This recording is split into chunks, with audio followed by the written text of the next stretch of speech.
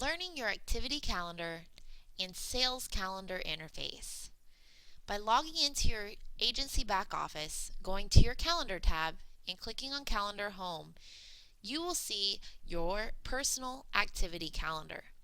Currently, we're in the sales calendar mode, which means you're tracking your appointment values of all the appointments that you've added to your personal calendar. You'll notice the header statistic bar at the top going across in the individual day, week, or month view.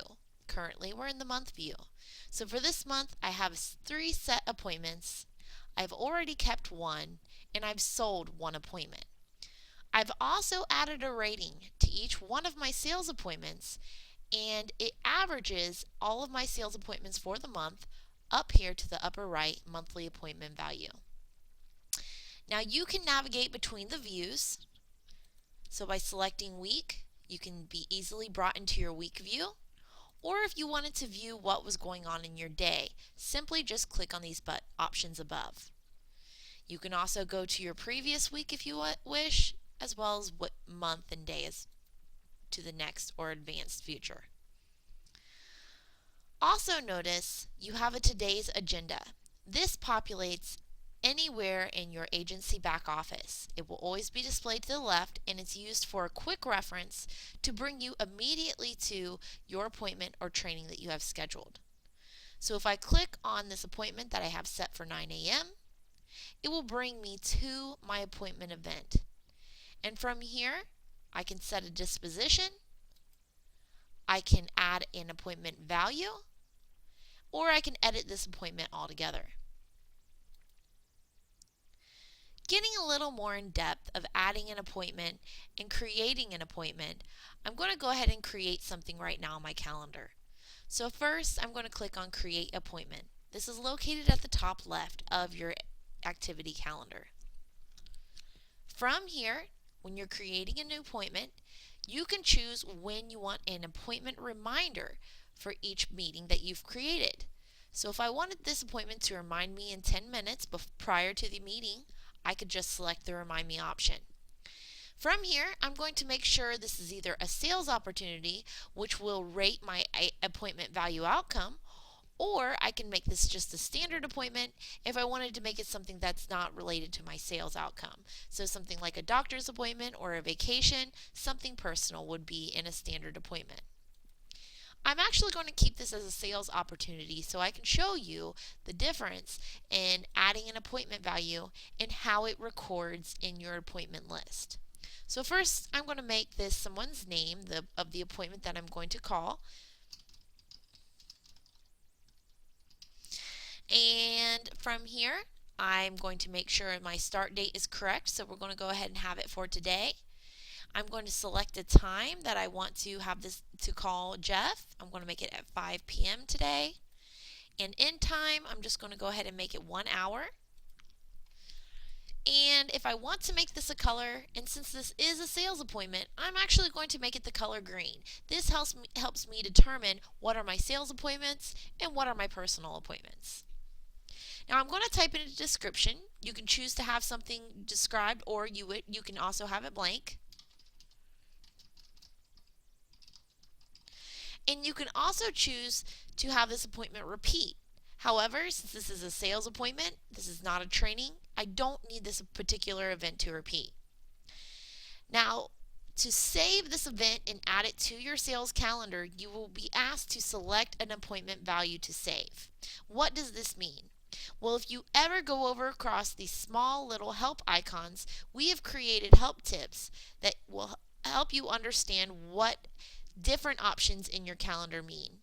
So right now, this is what your appointment value means by giving them a rating of different star values. If I rate this appointment as a 5-star, I am expecting a customer to be very extremely interested in doing business. I have a high expectation of making a sale. If I rate this as a 4-star appointment, this is expressing interested, may want to switch their current program, but it's also a good indication of a sale.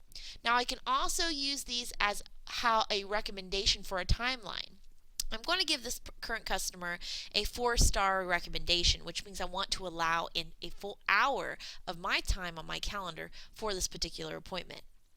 So, by reading these options and understanding what rating I'm going to give this appointment, I simply X out of this help menu and click on the star rating that I want this appointment to be displayed as. Once my appointment is saved, I'll be brought back to my calendar home, and I'll be able to select my date today, and I'll see that I have an appointment with Jeff at 5:12. I will notice that my agenda bar has updated itself to have 4 set appointments. And the next time when I've went ahead and added this event and I have sold the deal with Jeff, I will need to set a disposition. You will notice as you're in your calendar and you have past appointment times, you will get a disposition alert. What the disposition alert does, it just asks you to put in a disposition of that sales appointment. Now also, this does not happen if this is a standard appointment. This only works for sales appointments. So let's go ahead and take a look at the appointments that I have for this week. I'm going to go right to my calendar tab and click on appointment list.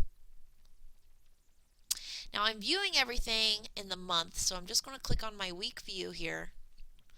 And I'll be able to see all of my scheduled appointments in an agenda view. And from here, I can easily set my dispositions without even waiting on my disposition alert.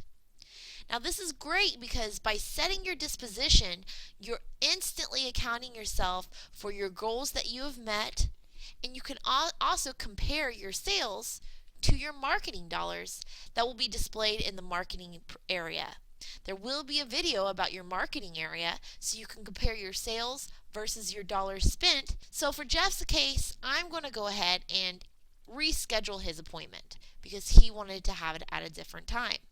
Now if I choose to have no sale, it means I did not make a sale for this appointment, and I will close this appointment. If I click missed, it means I missed his call or he missed mine.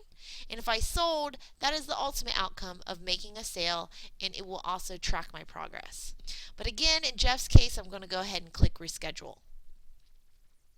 What this does is simply just brings me right back to my appointment event, and I can easily select another time that I'm going to be talking to Jeff. So I'm just going to change it to an hour back.